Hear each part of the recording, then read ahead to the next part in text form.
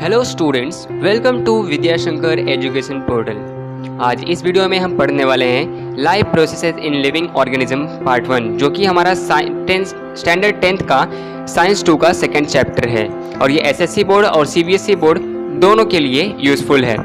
Last video में हमने इसका पार्ट 1 देखा था, यानी हाफ पोर्शन इसका हमने कंप्लीट किया था इस चैप्टर का, और आज इस वीडियो में हम इस चैप्टर को कंप्लीट करने वाले हैं। तो चलिए बढ़ते हैं अपने पहले आज के पॉइंट पे।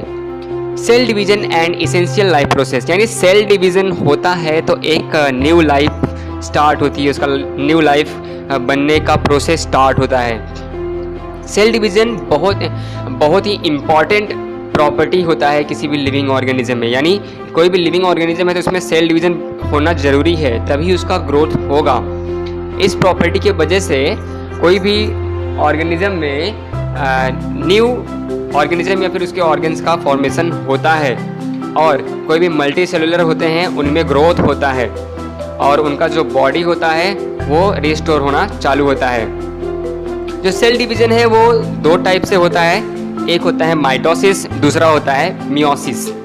जो माइटोसिस होता है वो सोमैटिक सेल और स्टेम सेल में होता है, और जो मियोसिस होता है वो जर्म सेल में होता है। सोमैटिक सेल होता है जो इसको आपको बता दो कि सोमैटिक सेल आप पहले पढ़ भी चुके हैं, फिर भी मैं बता रहा हूँ। सोमैटिक सेल जो होता है ये बॉडी ग्रोथ के काम आता है। जो स्टेम सेल होता है ये जैसे कि ब्लड सेल्स को बढ़ाने के लिए, या फिर कहीं पे कोई भी डेड सेल हो गया, या फिर कोई ऐसा सेल जो बीमार है तो उसकी ग्रोथ में उसको रिप्लेस करके वहाँ पे आ जाता है, ये स्टेम सेल होता है। स्टडी के पहले हम सेल डिवीज़न के बारे में हम जानेंगे कि इसका स्ट्रक्चरल ऑर्गेनाइजेशन कैसे होता है। जो सेल होता है, हर एक सेल में एक न्यूक्लियस होता है और उसके अंदर उसके ऑर्गेनेल्स प्रेजेंट होते हैं, यानी उस सेल के ऑर्गन्स प्रेजेंट होते हैं जो उस सेल के लिए काम करते हैं। फिर जो सेल डिवीज़न होता है, पहले तो सेल के अंदर जो क्रोमोसोम्स होते हैं उसके न्यूक्लियस के अंदर वे 2n नंबर में होते हैं एज एग्जाम्पल, तो वे हमेशा डबल हो जाते हैं, यानी 4n हो जाते हैं। यानी अगर कोई भी क्रोमोसोम्स है वो हमेशा क्रोमोसोम जो रहता है वो पेयर में होता है। अगर जैसे क्रोमोसोम्स है एक तो वो हो जाएगा उसका डबल, और हर एक जो क्रोमोसोम्स अलग अलग टाइप के होते हैं सबके अंदर उनका स्ट्रक्चरल और उनका कंडीशनल प्रॉपर्टी होता है। तो पहले प्रोसेस हम लोग पढ़ते हैं सेल डिवीजन का, जो है माइटोसिस। अब माइटोसिस में क्या होता है, जो सोमैटिक और स्टेम सेल होता है वो माइटोसिस में डिवाइड होता है। माइटोसिस पूरा कंप्लीटली इसके अंदर जो सेल डिवीजन होता है वो 2 स्टेप में होता है। पहला स्टेप है कैरियोकाइनेसिस, जिसमें न्यूक्लियर डिवीजन होता है। दूसरा है साइटोकाइनेसिस, जिसमें साइटोप्लाज्मिक डिवीजन होता है। और कैरियोकाइनेसिस 4 पार्ट में कंप्लीट होता है, यानी 4 स्टेप होते हैं उसके। पहला है प्रोफेज। प्रोफेज में क्या होता है, जो क्रोमोसोम्स होते हैं वे पतले और थ्रेड लाइक स्ट्रक्चर में कंडेंस होना स्टार्ट हो जाते हैं। कंडेंस होना का मतलब होता है वो थोड़ा उसके अंदर स्ट्रेच होना स्टार्ट हो जाते हैं वे। इसके वजह से वे लंबे और मोटे हो जाते हैं, छोटे और मोटे हो जाते हैं, यानी वो कंडेंस होकर सिकुड़ते हैं जिससे वो मोटे हो जाते हैं। और जिसके साथ में उनका सिस्टर क्रोमैटिड्स पेयर भी होता है। अब इसमें क्या होता है कि जो इसके सेंट्रियोल्स होते हैं वे डुप्लीकेट हो जाते हैं, यानी वो अपने जैसा एक और फॉर्म करके वे अपोजिट पोल्स की तरफ बढ़ने लगते हैं। यानी 2 पोल्स होते हैं, आप यहाँ पे देख सकते हैं जो सेकेंड सेंट्रियोम्स लिखा है डायग्राम के अंदर। अब इस तरफ देखो सेंट्रोम्स भी है। अब ये दोनों अलग अलग पोल्स की तरफ बढ़ना स्टार्ट कर देते हैं, यानी होता है प्रोफेज। प्रोफेज में क्या होता है, वे जो क्रोमोसोम्स रहते हैं वे शॉर्ट होते हैं, थिक होते हैं, और उनके जो दोनों सिस्टर क्रोमैटिड्स होते हैं वे दोनों मतलब अलग अलग पोल्स की तरफ बढ़ना स्टार्ट कर देते हैं अपोजिट डायरेक्शन में। दूसरा है मेटाफेज। मेटाफेज में क्या होता है कि जो न्यूक्लियर मेम्ब्रेन रहता है वो पूरी तरह से गायब हो जाता है। प्रोफेज में न्यूक्लियर मेम्ब्रेन और न्यूक्लियस धीरे धीरे गायब होना स्टार्ट होते हैं, और जो मेटाफेज होता है उसमें पूरी तरह से गायब हो जाते हैं। अब जो क्रोमोसोम्स रहता है वो यहाँ पे पूरी तरह उसका कंडेंसेशन हो जाता है, जिससे उसके सिस्टर क्रोमेटिड्स के साथ सिंगल क्रोमोसोम्स पूरी तरह से दिखाई देने लगते हैं। अब सारे के सारे क्रोमोसोम्स एक पैरेलल में और इक्वेटोरियल प्लेन में अरेंज हो जाते हैं और उसमें एक स्पेशल टाइप का प्रोटीन फाइबर सबको जॉइंट करता है अलग अलग डिफरेंट पोल से, जिससे जो सारे के सारे क्रोमोसोम्स होते हैं, मतलब अगर मान लो एक क्रोमोसोम्स या दो क्रोमोसोम्स का ऐसा डिवीजन हो रहा है तो वे दोनों पोल से ज्वाइन हो जाते हैं, यानी उनकी तरफ उनका अट्रैक्शन होना स्टार्ट हो जाता है। अब तीसरा जो फेज है वो है एनाफेज। एनाफेज में क्या होता है कि जो सेंट्रोमर्स रहते हैं वे स्प्लिट हो जाते हैं, यानी अलग अलग हो जाते हैं। आप इसमें देख सकते हैं कि देखो जो ये वी शेप में और ऊपर उसका जस्ट अपोजिट शेप में है, दोनों अलग अलग फेज की अलग अलग पोल्स की तरफ दोनों अट्रैक्ट हो रहे हैं, दोनों डिवाइड हो गए।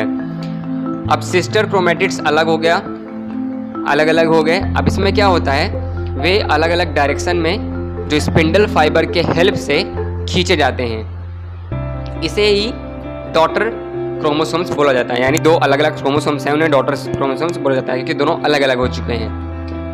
और ये ऐसा एग्जाम्पल दिया गया है कि दोनों बनाना जो होता है उसके गुच्छे जैसा दोनों एक अलग अलग डायरेक्शन में खींचे जाते हैं। और इस तरह से दोनों दो अलग अलग पोल पे देख सकते हैं, ऊपर और नीचे दो अलग अलग पोल है, दोनों अलग अलग पोल्स के पास पहुंच जाते हैं। फिर आता है टेलोफेज यानी लास्ट फेज, यानी इसमें दो टाइप का था, एक कैरियोकाइनेसिस और साइटोकाइनेसिस। तो कैरियोकाइनेसिस का ये लास्ट फेज, क्रोमोसोम्स दो अलग अलग पोल्स के पास पहुंच गए हैं, अब उनका वापस से डीकंडेंस होना स्टार्ट हो जाता है। तो इसमें जो थ्रेड लाइक जो थिन प्रोटीन के थ्रेड रहते हैं वे धीरे धीरे गायब होना स्टार्ट हो जाते हैं, जिससे उनके चारों तरफ एक न्यूक्लियर मेम्ब्रेन फॉर्म होता है।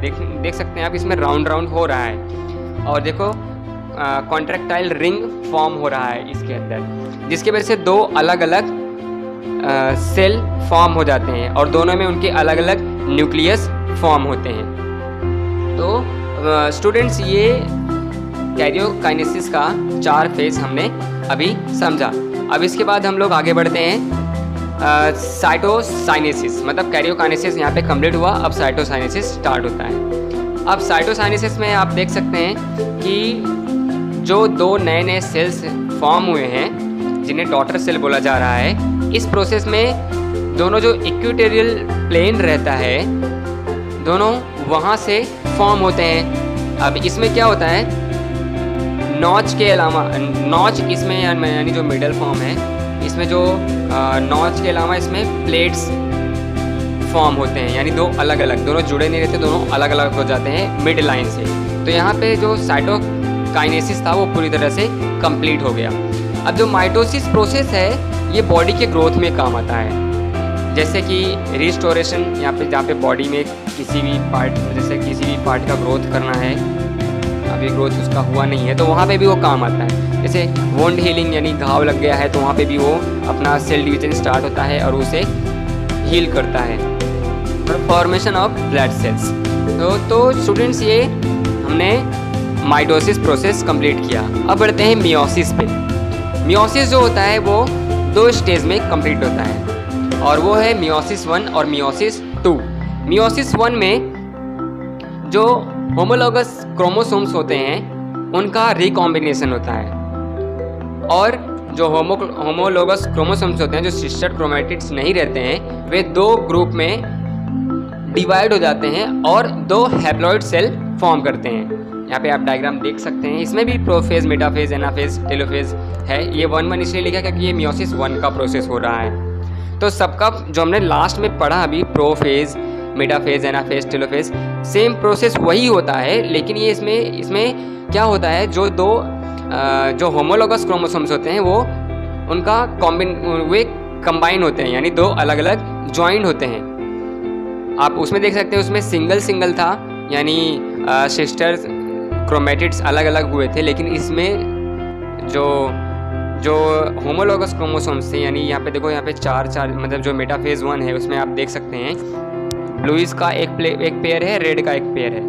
अब वही एनाफेज में दोनों अलग अलग हुए हैं, तो उसमें सिंगल था, अब इसमें डबल डबल होके दोनों अलग अलग हुए हैं। तो ये मतलब ये डायग्रामेटिक अगर रिप्रेजेंटेशन हमें दोनों में डिफरेंस देखना है तो ये अलग अलग डिफरेंस है। तो टेलोफेज में देखो दोनों अलग अलग हो गए, उसमें अलग अलग होकर एक अलग सेल ही फॉर्म किया जिसमें एक पेयर था क्रोमोसोम्स का। इसमें जो अलग सेल फॉर्म हुआ है उसमें दो पेयर दिख रहा है क्रोमोसोम्स का, मतलब ये डायग्रामेटिक डिफरेंस है। हम आगे बढ़ते हैं। मियोसिस 2 जो है, मियोसिस 2 जो है वो पूरी तरह से माइटोसिस जैसा ही है। और इसमें क्या होता है, 2 हाइप्लॉइड डॉटर सेल मियोसिस 1 से जो फॉर्म हुए रहते हैं वे सेपरेशन के वजह से, जो रिकॉम्बिनेशन सिस्टर सेल का रिकॉम्बिनेशन हुआ था उसके सेपरेशन के वजह से उनका डिवीज़न होता है, और जिसकी वजह से 4 हैप्लॉइड डॉटर सेल इसमें फॉर्म होते हैं। और इस प्रोसेस में गैमेट्स भी बनते हैं, स्पोर्स भी बनते हैं। गैमेट्स और स्पोर्स का फॉर्मेशन दोनों होता है। स्टूडेंट्स आपने 9th स्टैंडर्ड में पढ़ा होगा कि गैमेट्स क्या होता है और स्पोर्स क्या होता है। हमने जो फ्लावर्स का रिप्रोडक्शन था उसमें भी हमने पढ़ा था गैमेट्स और स्पोर्स। इसमें दोनों का फॉर्मेशन होता है। और इस सेल डिवीज़न में 4 हैप्लॉइड डॉटर सेल बनते हैं, जिसमें से एक डायप्लॉइड सेल भी होता है, यानी 4 हैप्लॉइड डॉटर सेल और एक डायप्लॉइड डॉटर सेल फॉर्म होता है इसके अंदर। और इस सेल डिवीज़न में जो होमोलॉगस क्रोमोसोम्स होता है उसका रिकॉम्बिनेशन होता है, जिसकी वजह से जेनेटिक रिकॉम्बिनेशन फॉर्म होता है। यानी अगर जब दोनों होमोलॉगस क्रोमोसोम्स का क्रॉस ओवर कराते हैं तो इसमें जेनेटिक रिकॉम्बिनेशन भी होता है, मतलब दोनों के प्रॉपर्टीज़ भी मैच होते हैं, जिसकी वजह से 4 जो डॉटर सेल होते हैं और जिनका जेनेटिक जीन्स अलग अलग होता है वे पेरेंट सेल से अलग अलग दोनों पेरेंट सेल से फॉर्म होते हैं। तो यहाँ पे आप प्रोफेज में देख सकते हैं, जो उसमें लास्ट में हमने देखा था, इसके पहले जो डॉटर सेल था हमारा, लास्ट में जो 2 सेल फॉर्म हुआ था टेलोफेज में, यानी मियोसिस 1 के जो अलग अलग फॉर्म हुए थे, उन्हीं को आगे मेटाफेज में आगे बढ़ाया गया है। दोनों को वापस से उनका रिकॉम्बिनेशन कराया है। तो इसमें आगे देख सकते हैं एनाफेज में उनका डबल हुआ, वो यानी 2 से 4 फॉर्म हुआ। मतलब जो हमने स्टार्टिंग में देखा जो सेल डिवीज़न होता है वो सीधा डबल होता है, यानी 2n रहेगा तो उसका 4n हो जाएगा। तो ये था हमारा मियोसिस। तो स्टूडेंट्स यहाँ पे हमारा ये चैप्टर ख़त्म होता है। हमने अभी 2 चैप्टर्स हमने ख़त्म किए हैं, एक साइंस 2 का फर्स्ट चैप्टर और है जो हेरिडिटी था, और ये साइंस 2 का ही सेकंड चैप्टर। हमने साइंस 1 का भी एक चैप्टर लिया है जो है हमारा पीरियोडिक टेबल। तो स्टूडेंट्स अगर आपको कोई भी डाउट है तो आप कमेंट बॉक्स में आप कमेंट करके आप डाउट पूछ सकते हैं, या फिर मैं अपना व्हाट्सएप नंबर भी इसमें इंक्लूड कर रहा हूँ, नीचे आपको डिस्क्रिप्शन में मिल जाएगा, जिससे आप व्हाट्सएप करके भी आप अपना कोई भी डाउट आप पूछ सकते हैं। और इस वीडियो को देखने के लिए थैंक यू स्टूडेंट्स, और इसे अपने दोस्तों को भी शेयर करें ताकि उनको भी इसका हेल्प मिले। और स्टूडेंट्स पहले आप तो लाइक कीजिए, फिर सब्सक्राइब करें और बेल आइकन को भी प्रेस करना नहीं भूलें ताकि आपको लेटेस्ट अपडेट इसमें मिलते रहें। Thank you students.